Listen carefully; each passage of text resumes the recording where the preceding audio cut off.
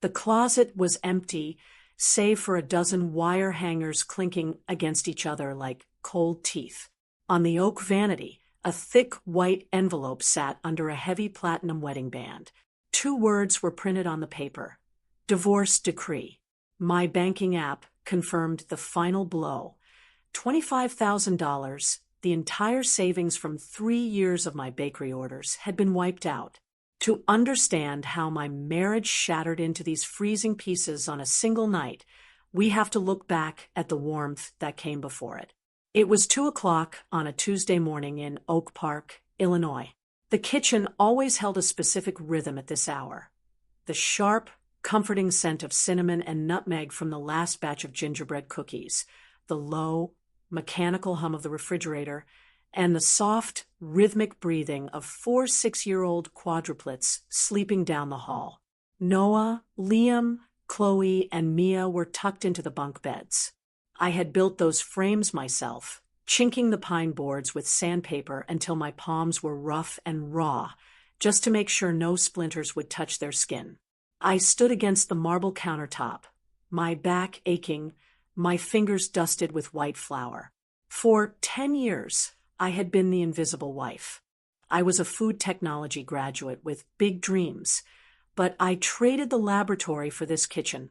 I hid my ambition behind mixing bowls and flour sacks so Julian Harrington could climb the corporate ladder at the city's largest food conglomerate. I believed that if I kept the home fire burning hot enough, the warmth would eventually return to me. I was wrong about the timing. The silence in the house grew heavy, pressing against my chest. I walked into the bedroom, expecting to find Julian asleep. Instead, I found the empty closet, the wire hangers, the envelope, and the ring. The note inside was 4 sentences long. Julian wrote that he needed a partner who could elevate his status in New York, not a housewife who smelled of yeast and burnt sugar. Then came the banking notification. The withdrawal of $25,000 had been executed 14 days prior. 14 days. Not a sudden mistake made in anger, but a cold, calculated exit strategy. While I was soothing our children's night terrors and baking wedding cakes to fund their college accounts, Julian was already building his escape route. At dawn, the heavy oak front door rattled. It was not Julian returning to apologize. It was his mother, Evelyn Harrington, wrapped in a pristine mink coat that smelled of expensive lavender perfume and cold rain. She did not step into the kitchen. She stood on the threshold, her silver-tipped cane tapping sharply against the hardwood floor. She dropped a leather folder onto the counter. "Be realistic, Hazel," Evelyn said, her voice smooth and devoid of heat. "You have no verifiable income according to court standards. You are a home baker. The family lawyers will ensure Julian gets the children, sign the custody waiver, and the Harringtons will provide a dignified settlement." Evelyn turned and left, the click of her heels fading down the driveway. The house settled back into a freezing quiet. I stood in the center of the living room, my hands gripping the edge of my flour-stained apron until my knuckles turned white. I did not cry. The tears had turned to ice hours ago. From the bedroom down the hall, small voices began to stir, calling out for their mother. I looked at my reflection in the window pane, frosted with winter ice. My sacrifice had made me invisible, leaving only a hollow space where a wife used to be. But as I wiped the flour from my hands and walked toward my children, I knew I would never sign those papers. 6 months passed, and the house in Oak Park wore a completely different coat. The expensive lavender perfume left by my mother-in-law had long vanished.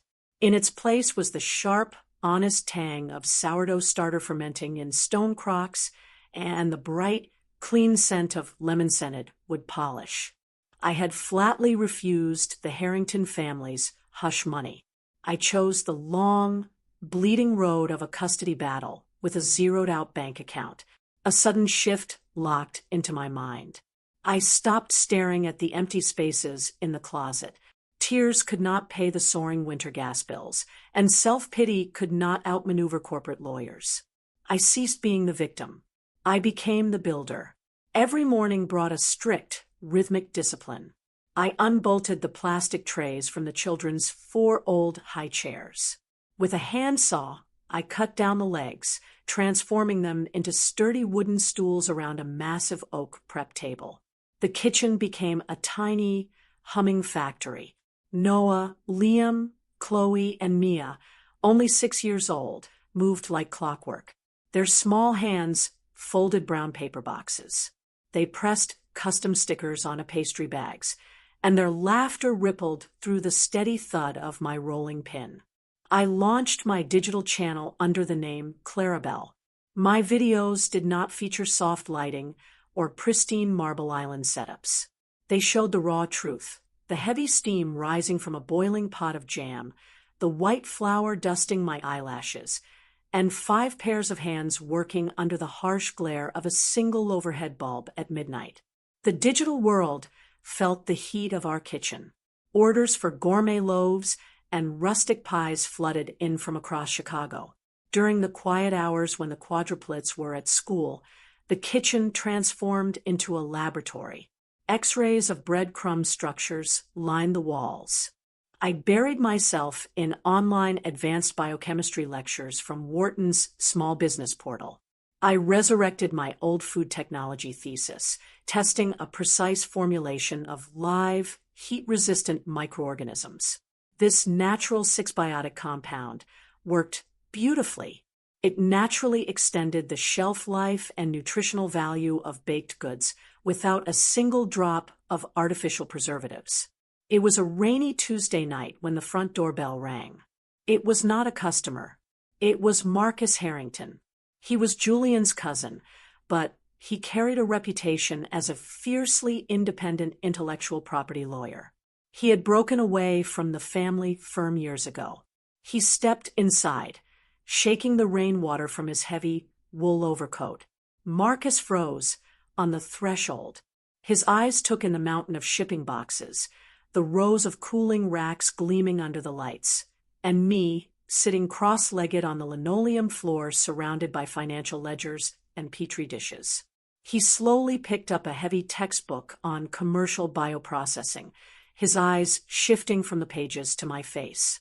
My apron was caked in dried sourdough, and my hair was tied with a cheap rubber band, but the hollow look in my eyes was entirely gone. They burned with a cold, sharp focus. Marcus knelt down, his voice cutting through the hum of the cooling fans. "Hazel, do you truly understand the scale of the monster you are fighting? Julian and the Harrington estate will try to starve you out." I stood up, brushing the dry flour from my knees, looking straight into the eyes of the only honest Harrington I knew. "I am no longer hiding behind these walls, Marcus. I am building an empire on top of them. And this time, nobody will ever make me disappear again." 7 years bled into the pavement of Chicago, and the tiny kitchen factory evolved into a sprawling, stainless steel reality. The small home business was gone, replaced by Clarabelle Incorporated, a thriving commercial production facility nestled in Hyde Park. The air in the new space no longer smelled of domestic confinement.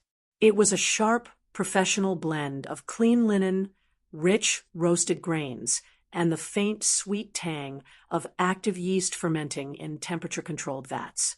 Hazel Bennett had shed her old skin completely. The oversized flour-dusted aprons of her 20s were replaced by tailored charcoal blazers, crisp white collars, and sharp, structured trousers. Her hair was cut into a sleek, blunt bob that grazed her jawline. Her posture was upright, rigid, and commanding. She was no longer the invisible shadow standing behind a man's ambitions. She was the CEO of a rapidly expanding healthy food brand. Her proprietary 6-biotic compound was a massive commercial success. The microorganisms she isolated kept the bread soft and fresh for weeks without a single chemical additive. Green and white Clarabelle trucks rolled out of the facility every morning at dawn, delivering fresh loaves to premium grocery chains across the entire Midwest. But success in the corporate world always draws predators out of the thickets. In New York, Julian Harrington was drowning. His aggressive investments had failed, his new corporate ventures were bleeding cash, and his fierce rival, Xavier Cain, was closing in on his market share. Julian watched Hazel's meteoric rise from afar. His narcissistic pride curdled into desperation, and he realized her million-dollar formula was his only lifeline. Julian flew back to Chicago and formed a quiet, unholy alliance with Xavier Cain. Together, they launched a devastating legal assault. They filed a massive lawsuit in federal court, accusing Hazel of systemic intellectual property theft. Julian presented forged corporate logs, claiming he had developed the core compound technology during their marriage, and that Hazel had stolen the trade secrets before filing for divorce. The Harrington family machine moved with terrifying speed. Utilizing their deep political connections and immense financial leverage, they secured a temporary federal injunction. In a single morning, Clarabelle Incorporated's commercial bank accounts were completely frozen pending a full forensic investigation. The freeze choked the life out of the company's daily operations. Hazel stood in her glass-walled office, watching the production lines slow to a grinding halt. The rhythmic thud of the industrial dough mixers died, replaced by a suffocating, heavy silence. Distributors began calling, their voices sharp with panic over delayed shipments. Capital investors panicked and immediately withdrew their funding offers. Hazel refused to bow.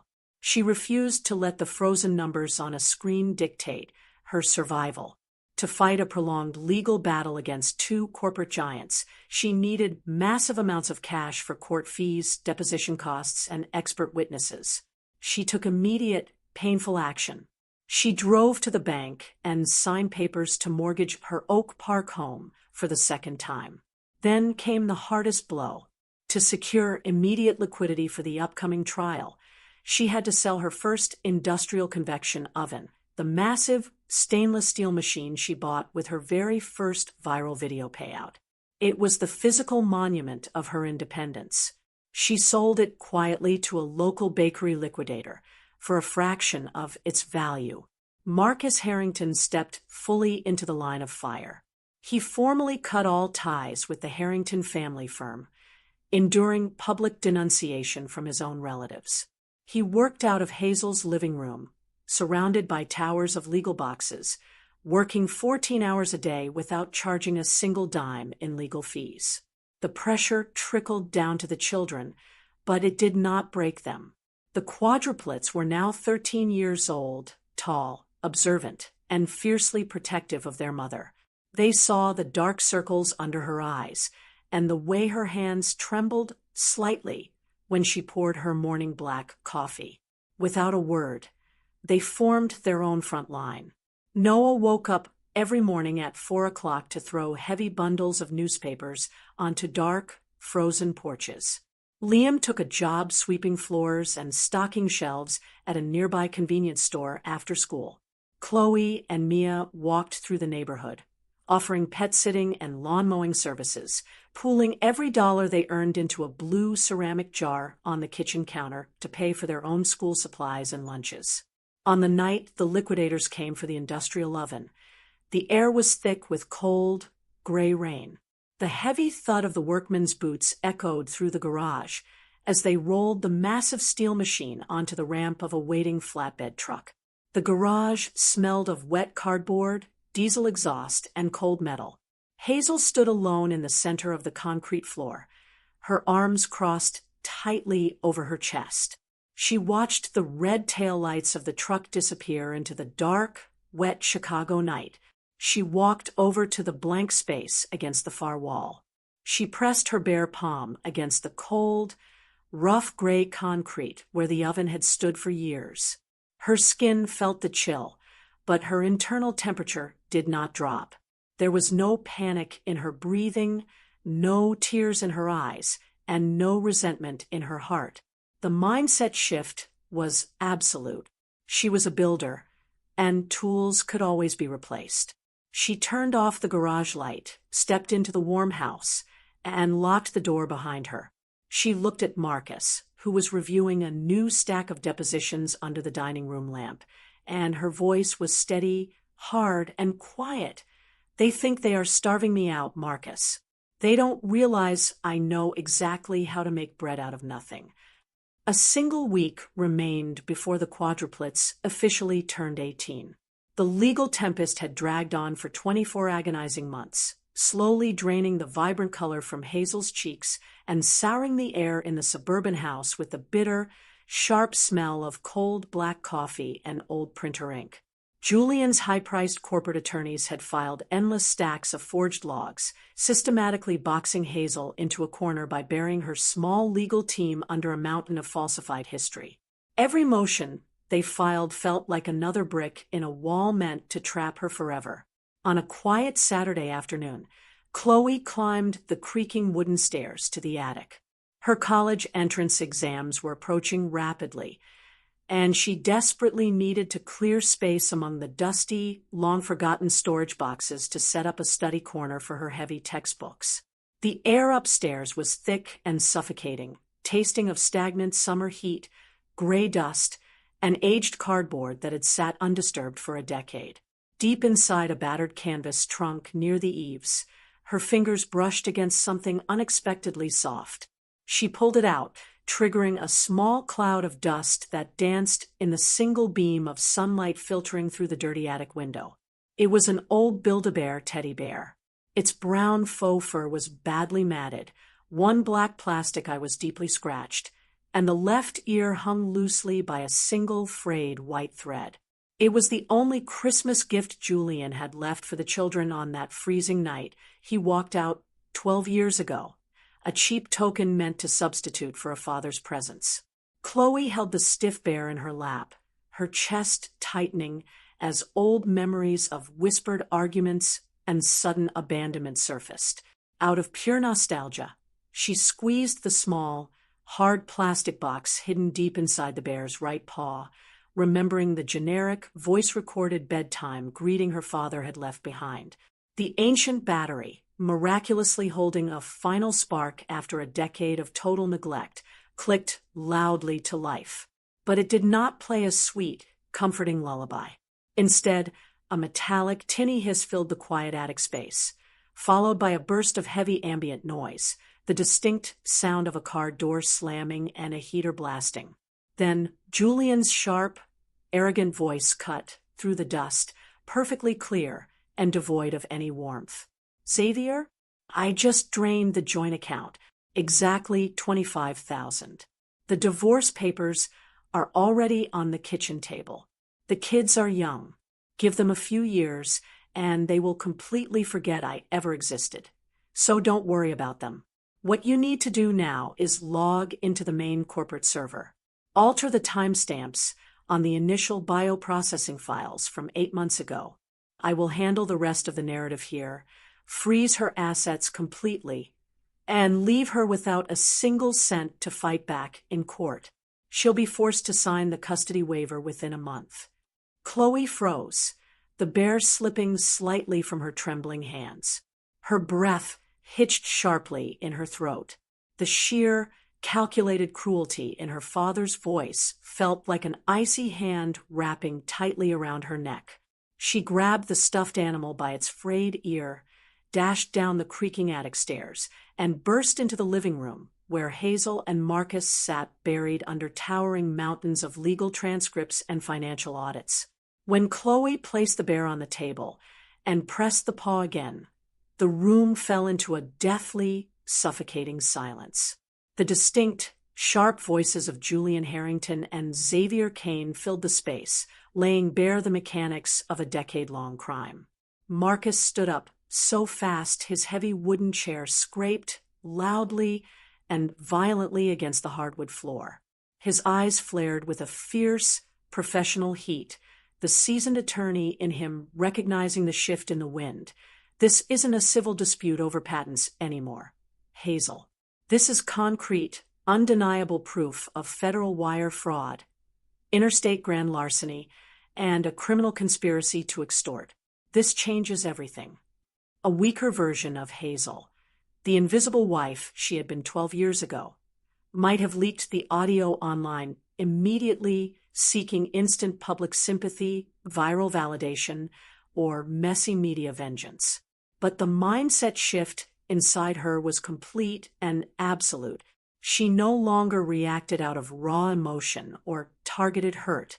She looked at the scarred teddy bear, then at Marcus, her face settling into a mask of absolute, icy calm.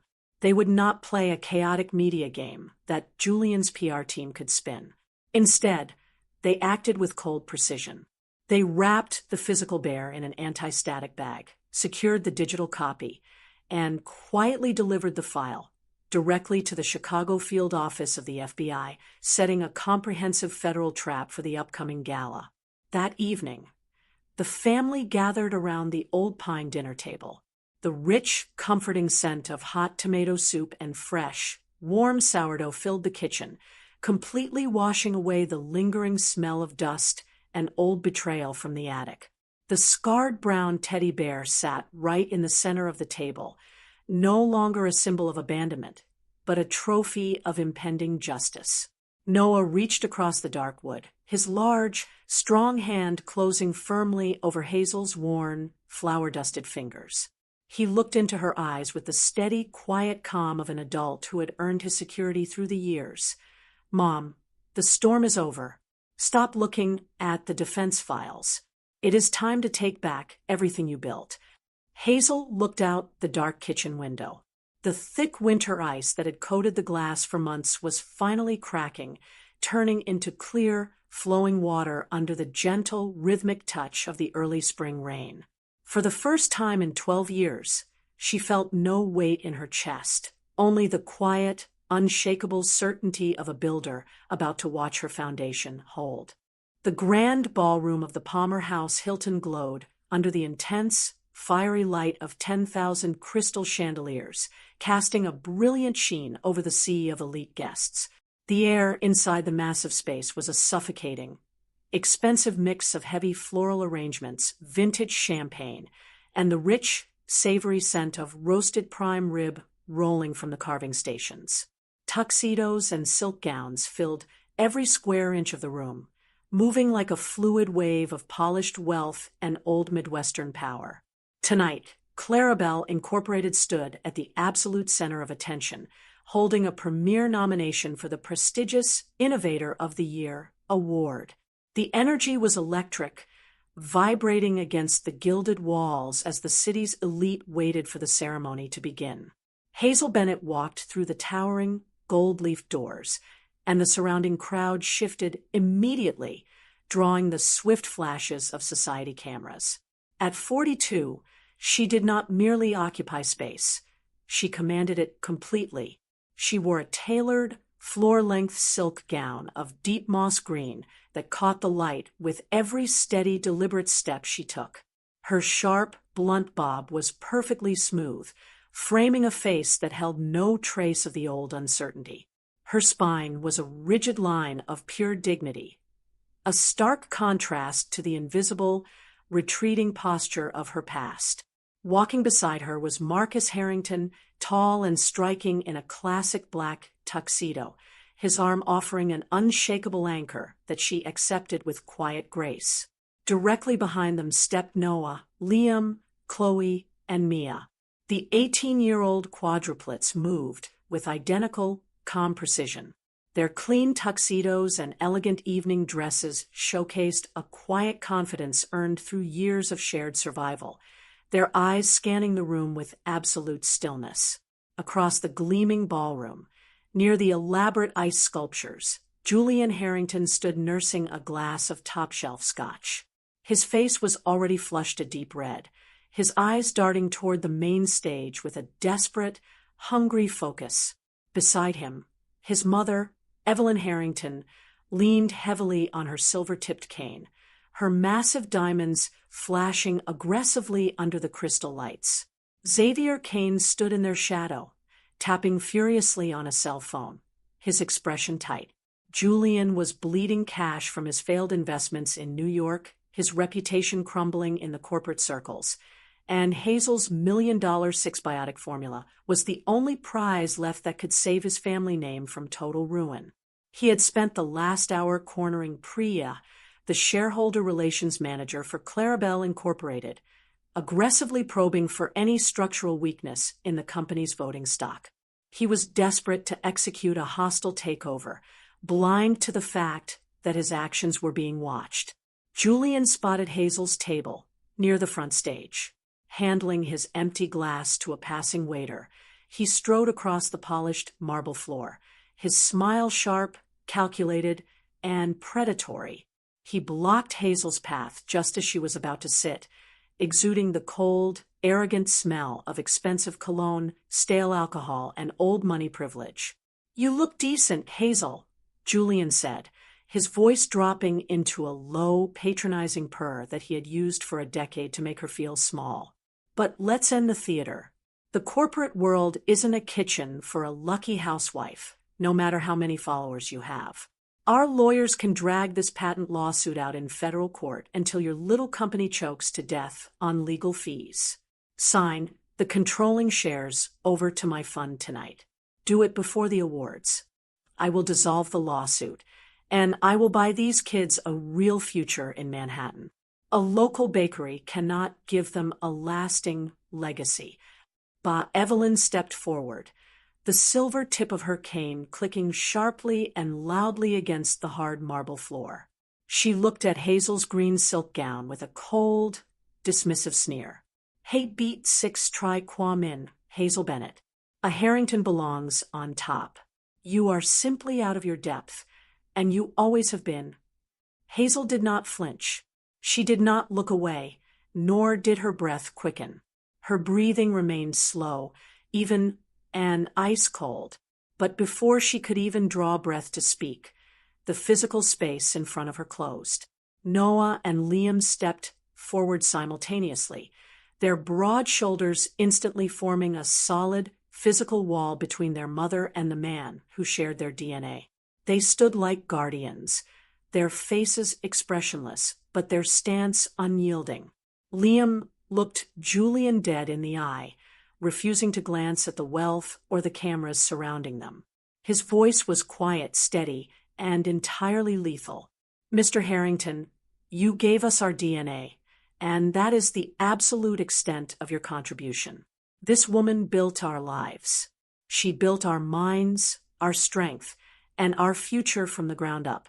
We learned the difference between a donor and a builder when we were 6 years old, sitting on the very stools she carved for us out of raw wood.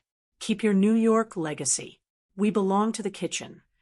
Julian's face twisted in sudden rage, his lips parting to bark an order. But Chloe moved with absolute precision, completely cutting off his reaction. She walked swiftly away from the table, her heels clicking rhythmically as she moved toward the technical riser near the secondary stage. Bypassing the startled audio coordinator with a cold, professional nod, she connected her phone directly into the main ballroom audio feed. "Good evening, ladies and gentlemen." Chloe's voice suddenly boomed through the massive overhead theater speakers, instantly cutting through the chatter of hundreds of elite guests across the room. "To celebrate Clarabelle's nomination tonight, I have a small piece of family history to share with our investors and partners. Let us listen to the true origin of our market innovation." Chloe pressed the glass screen of her phone. The massive, state-of-the-art sound system of the Palmer House Hilton roared to life. A heavy, tinny metallic hiss filled the grand ballroom, followed by the roaring sound of a car heater blasting in the dead of winter. Then Julian's arrogant voice blasted through the crystal chandeliers, loud, clear, and terrifyingly cold, echoing off the high ceilings. "Xavier, I just drained the joint account. Exactly 25,000. The divorce papers are already on the kitchen table. The kids are young. Give them a few years, and they will completely forget I ever existed, so don't worry about them. What you need to do now is log into the main corporate server. Alter the timestamps on the initial bioprocessing files from 8 months ago. I will handle the rest of the narrative here, freeze her assets completely, and leave her without a single cent to fight back in court. The grand ballroom froze into total, horrified silence. The clinking of silver forks against porcelain plates stopped instantly. Hundreds of elite faces turned toward Julian, their expressions twisting from mild curiosity into deep, unadulterated disgust. The words hung in the air, stripping away every ounce of corporate prestige Julian had manufactured. Julian's skin turned the color of wet chalk under the bright lights. The Scotch glass he had reached for slipped from his numb fingers, shattering violently against the hard marble floor, splashing amber liquid across his shoes. Mrs. Evelyn's knees buckled completely, and she fell heavily into a nearby velvet chair, her family pride instantly eviscerated in front of every major business partner in Chicago. Xavier Kane backed away slowly, his face white, but there was nowhere to run. Suddenly, the heavy double doors at the back of the ballroom swung open with a dull thud. 4 federal agents in crisp dark suits, their golden badges catching the light, marched down the center aisle accompanied by uniformed Chicago police officers. The federal trap, set months ago when Hazel and Marcus delivered the Build-A-Bear to the FBI, snapped shut with absolute finality. The lead agent stopped directly in front of Julian and Xavier Kane, drawing a white warrant from his coat pocket. Julian Harrington, Xavier Kane, you are under arrest for federal wire fraud, interstate larceny, and criminal conspiracy to extort. Put your hands behind your back. The sharp, metallic click of the handcuffs echoed loudly in the silent, crowded room. Julian looked back at Hazel, his lips trembling, his eyes begging for a shred of the old compliance, but her face remained a beautiful, unreadable mask of pure stone. She did not smile. She did not look away in triumph. She simply stood her ground, an independent builder watching the old structure collapse under its own weight. The federal agents turned the men around, and the hotel security quickly escorted the cuffed executives and a weeping Evelyn through the private service exit, completely removing the stain from the gala. Hazel turned back to her table, her hand finding Marcus's firm, warm grip. The tension in the room broke as the orchestra began to play a soft waltz in the distance, but the real victory was already won. Hazel looked at her 4 children, their faces calm and unbroken, and knew the foundation had held. 2 o'clock in the morning brought a deep velvety silence to the sprawling streets of Chicago, a quietness that felt heavy and profound after the blinding lights of the Hilton. The electric, suffocating chaos of the Palmer House Grand Ballroom had completely vanished behind us, leaving only the cool, crisp night air rolling off Lake Michigan. There were no roaring crowds left to appease, no flashing camera lenses blinding our eyes, and no crystal glasses filled with bubbling, expensive luxury. Instead, our family SUV pulled up to a familiar, weathered red brick corner in the heart of the old neighborhood. The air out here smelled of damp winter asphalt, fresh lake wind, and the rich, deeply comforting scent of baked dough, melted cheese, and crushed tomatoes floating steadily from the exhaust vent of our favorite deep dish pizza joint. We slid into the worn wooden booth that had held our family through every minor victory and major defeat for 12 long years. The visual contrast was striking, almost beautiful in its absurdity.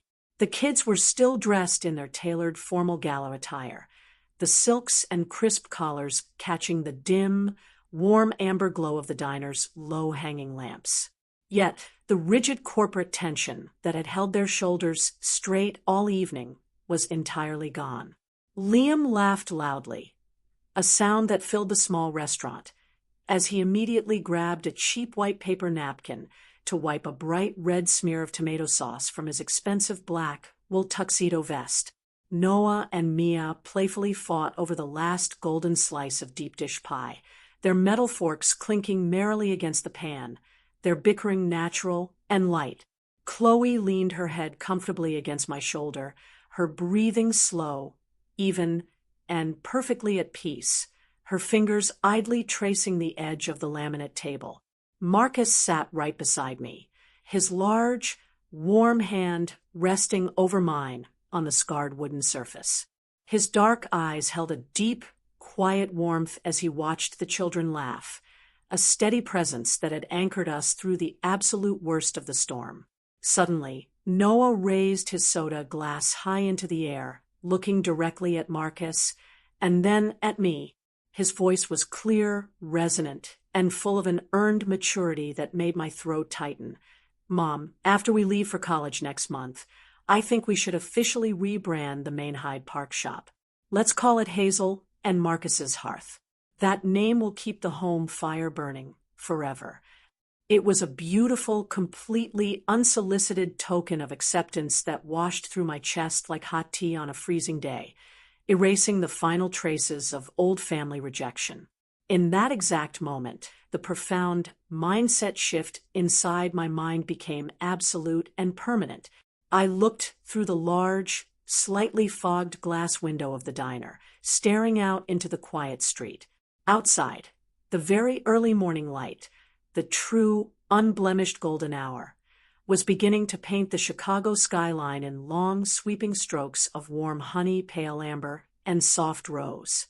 I checked the emotional spaces inside my heart, searching for any lingering traces of resentment, anger, or bitterness. They were completely empty.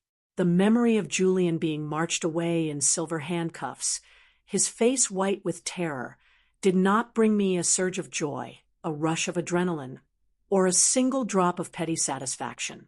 My happiness had broken free from his cage years ago.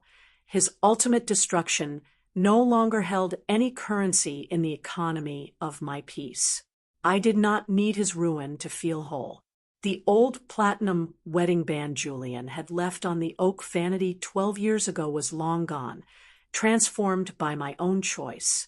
I had taken that cold, heavy piece of metal to a local foundry during my 3rd year of freedom, right when the custody battle was at its fiercest. I did not trade it for quick cash, nor did I throw it into the river in a fit of theatrical rage. Instead, I had the blacksmith melt the platinum down and cast it into a tiny, solid steel industrial screw. That very screw now held the heavy metal handle of the first commercial dough mixer at Clarabelle Incorporated. Every single day my hand touched that metal handle to start the morning batch, it reminded me of a simple, unshakable truth.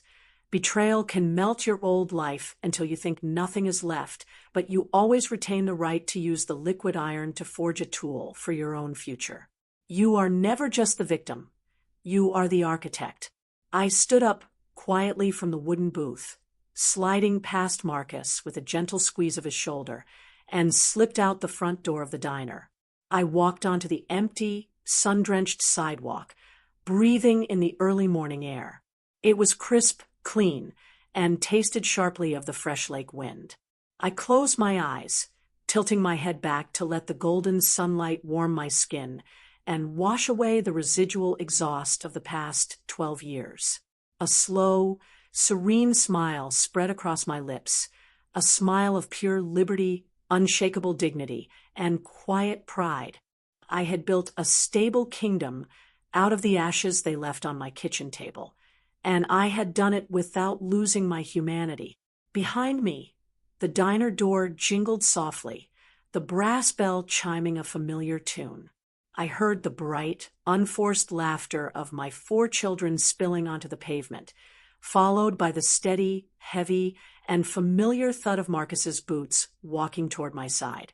I did not look back at the fading shadows of Oak Park or the ruins of the Harrington name. I kept my eyes wide open, staring straight into the brilliant, golden light of the new day, ready to build whatever came next. All shadows must fade before the truth, and every pain is simply the start of a beautiful rebirth. Always remember, the right to write a new chapter of your life is forever in your hands. Please like, share, and subscribe if this story resonated with you. Hope to see you on the next page.